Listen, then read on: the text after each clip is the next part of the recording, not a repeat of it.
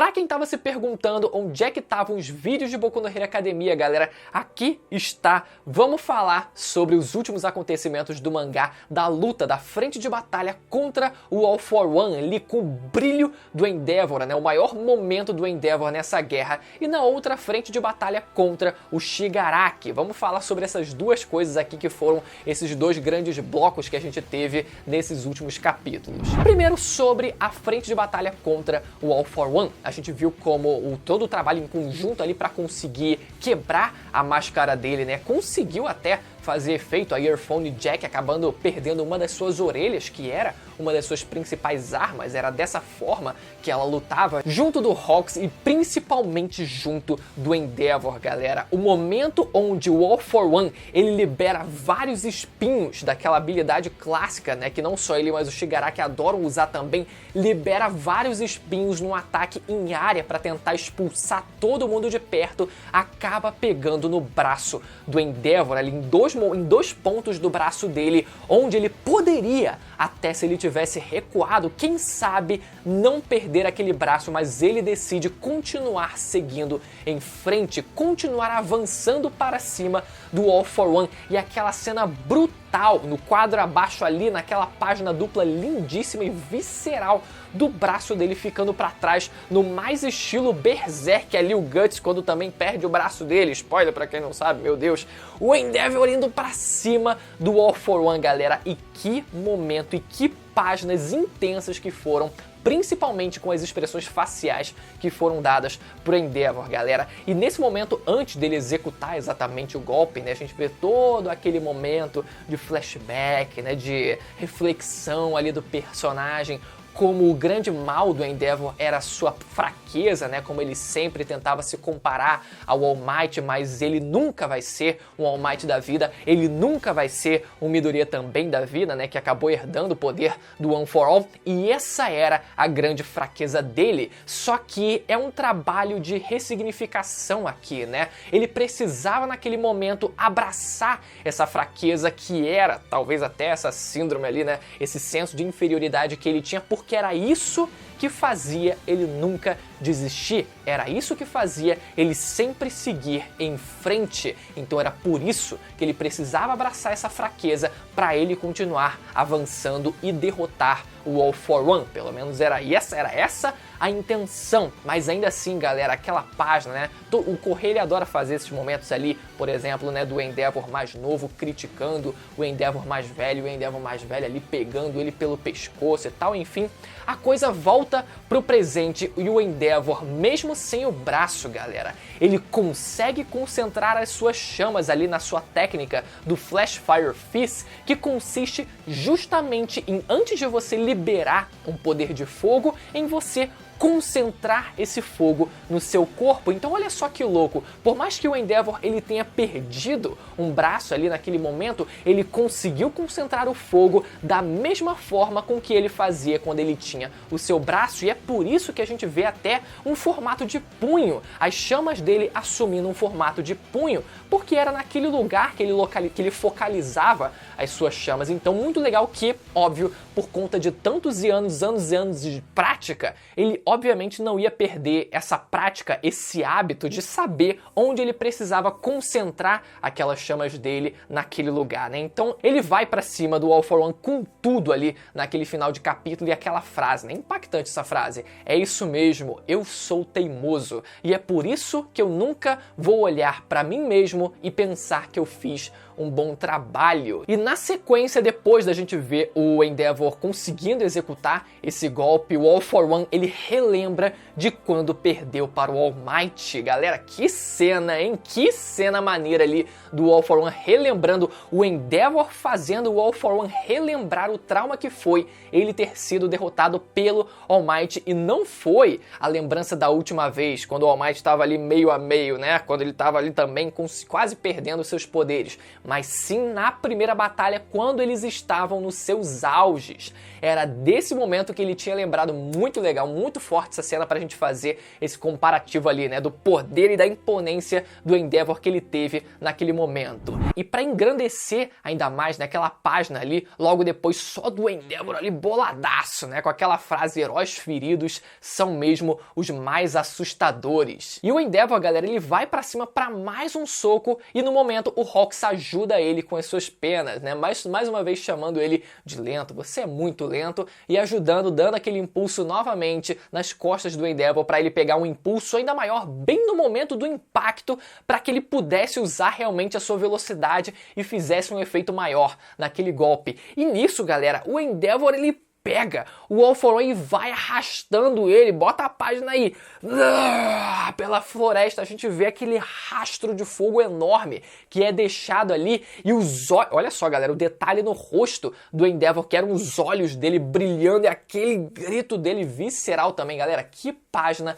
E o All For One, ele que tava levando uma sova mesmo, ele tava levando a pior contra o Endeavor, ele assume logo, né, não, basta eu tocar no Endeavor porque assim eu vou conseguir roubar a sua individualidade, mas o Endeavor já sabia daquilo, então o que ele faz é destruir a mão do All For One, óbvio que não completamente, mas ele conseguiu dar um dano considerável na mão ali do All For One ao ponto onde ele não consegue usar direito, né? E foi engraçado o diálogo entre eles dois nessa hora, né? Com o Endeavor, depois de ter ferrado a mão do All For One, ele acaba dizendo ali, né? Essas suas mãos destroem o futuro dos outros, né? Porque acaba roubando as individualidades, enfim, e por isso destrói o futuro das pessoas.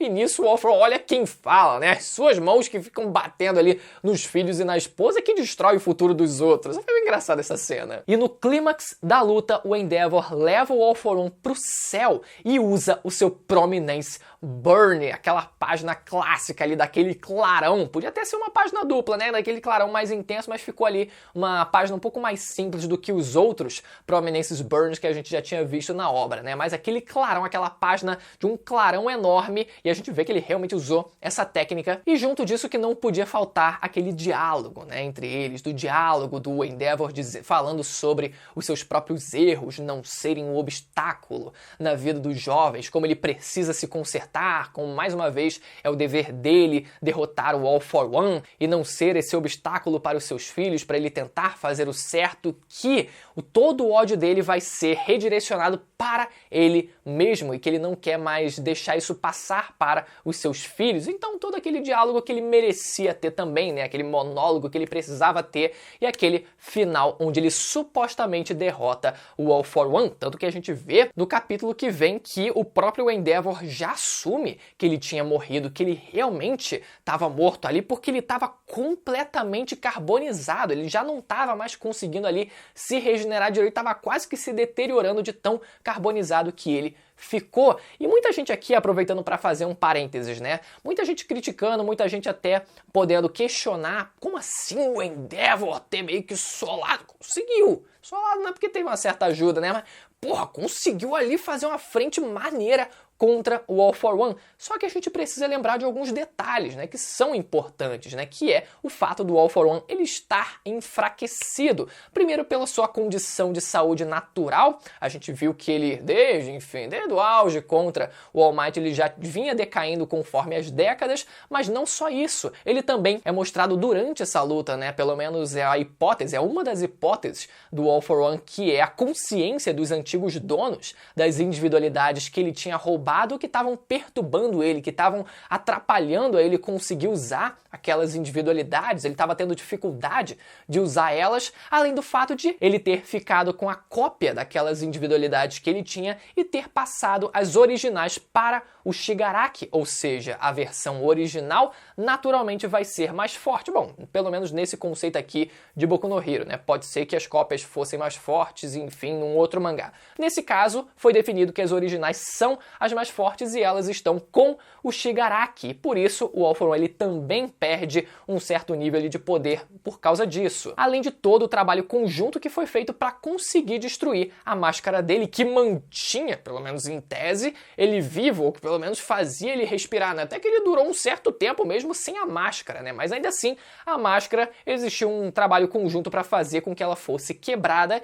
e isso estava fazendo com que ele nem conseguisse usar o corpo dele direito, né? Ele mesmo diz que não estava conseguindo mover o corpo depois que a máscara dele foi quebrada. Acredito que por falta de oxigênio, talvez? Então, voltando à luta, a gente vê como o All For One estava completamente carbonizado, ele parecia que realmente estava para morrer, que tinha sido realmente derrotado, e em tese eu acredito que ele realmente foi derrotado, só que ele vem com seu trunfo na manga. Ele vem com uma surpresinha muito esquisita, mas muito esquisita, e um negócio que, vamos lá, galera, ele começa do nada a regenerar o seu rosto. A gente já vê um dos seus olhos e também as suas orelhas aparecendo ali. Caralho, ele vai regenerar.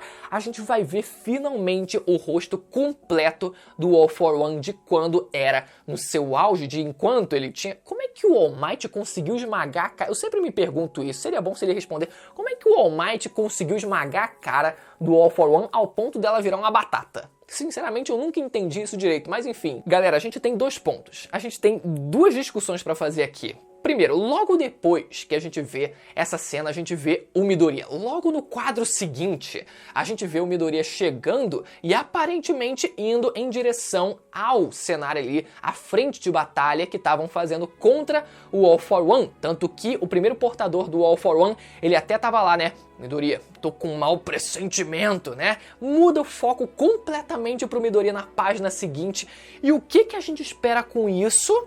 A revelação, galera. O Correio, ele tá brincando com a gente. Ele tá brincando com a gente porque ele sabe que todo mundo conhece a teoria de que o Midoriya é filho do All For One. E, galera, mostrando ali o All For One regenerando seu rosto, enquanto do outro lado, na página seguinte, a gente vê o Midoriya chegando. Meu amigo, um com um só pode dar dois, pelo menos na matemática básica. Não vem com relativismo aqui pra cima de mim, não. Então tem isso. Tudo bem que o foco da batalha muda depois pro Shigaraki, a gente vai falar disso, mas uma hora vai voltar. Então o Correio, ele tá brincando com a gente. Essa transição de uma página pra outra não foi sem propósito, teve um propósito, mas enfim, vamos deixar quieto por enquanto, né? O ponto principal que a gente precisa discutir agora é como exatamente ele conseguiu regenerar o seu rosto, porque a gente vê numa página anterior dele regenerando esse rosto dele, um frame da Eri e algumas balas ali, né? Aquelas famosas balas que eram usadas para anular individualidades, para apagar individualidades de outras pessoas que foram feitas, que foram produzidas através do material genético da Eri.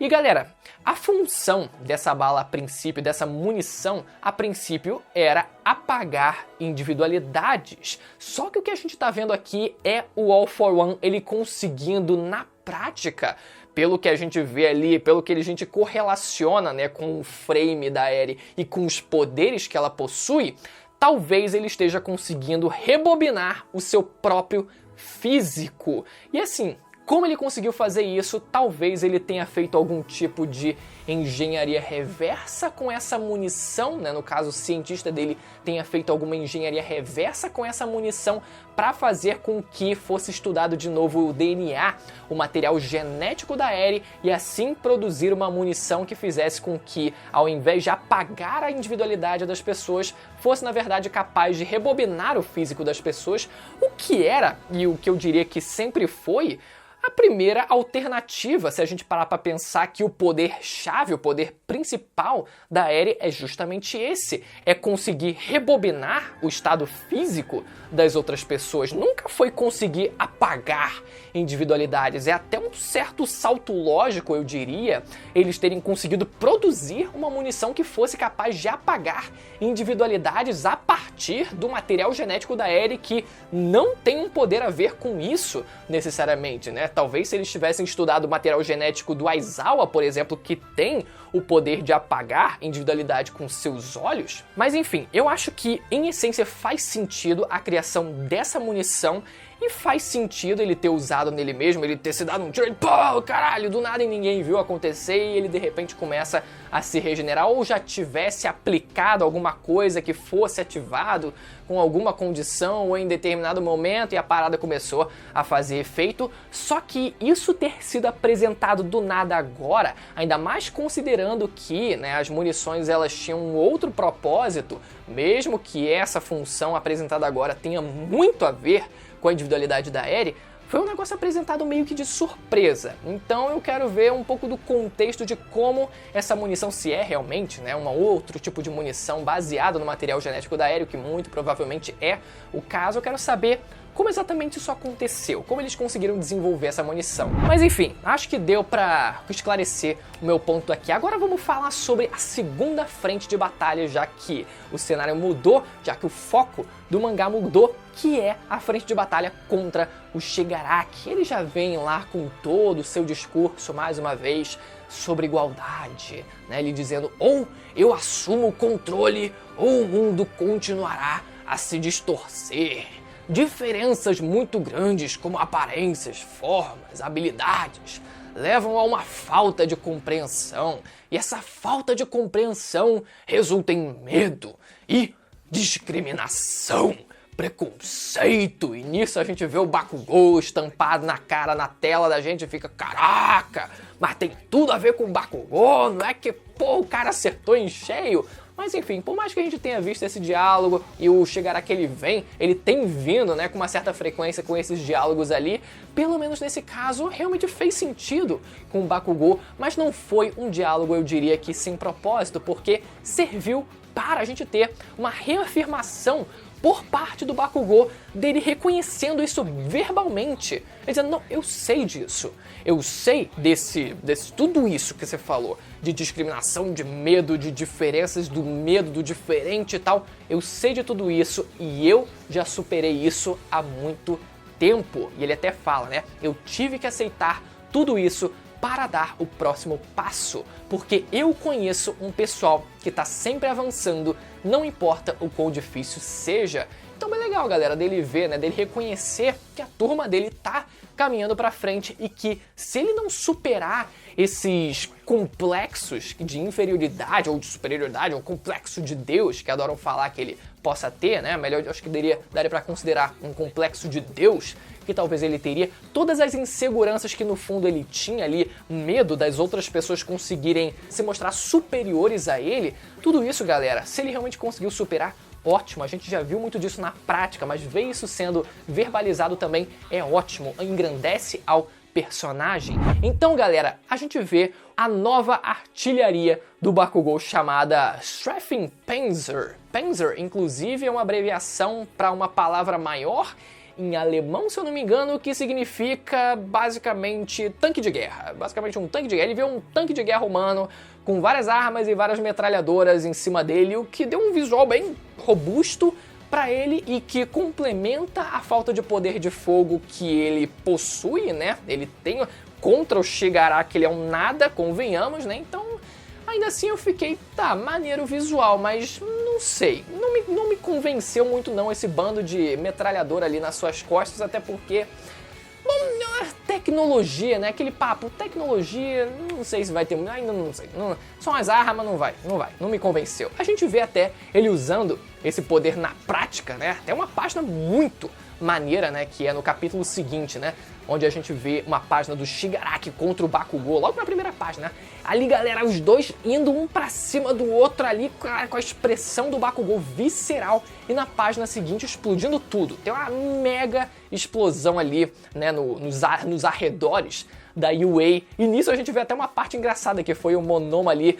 não fecha os olhos, você não pode fechar os olhos, né, porque tava uma ventania do caralho, um calor, porque, né, obviamente, né, explosão de fogo, vem aquele calor excessivo, além da ventania por si só, também tinha até o clarão, o próprio clarão da explosão já fazia você querer piscar o olho, né, como se fosse você olhar diretamente pro sol, então teve essa parte que foi engraçada, mas galera, o resultado desse clash foi o rosto do Bakugou completamente, na verdade, né, metade dele rasgado, e eu nem sei se foi por consequência de um ricochete ali da explosão dele próprio ou se foi consequência direta da investida do Shigaraki, mas ainda assim, galera, pegou ali parcialmente no rosto dele. Eu achei até que tinha arrebentado um dos olhos dele, mas isso não aconteceu, né? Nos quadros seguintes dá pra ver que tá a pupila lá direitinho. Inclusive, a sua manopla foi quebrada, né? A manopla do braço direito, se eu não me engano. E ele explica até, né? Foi explicado pra gente que ele condensou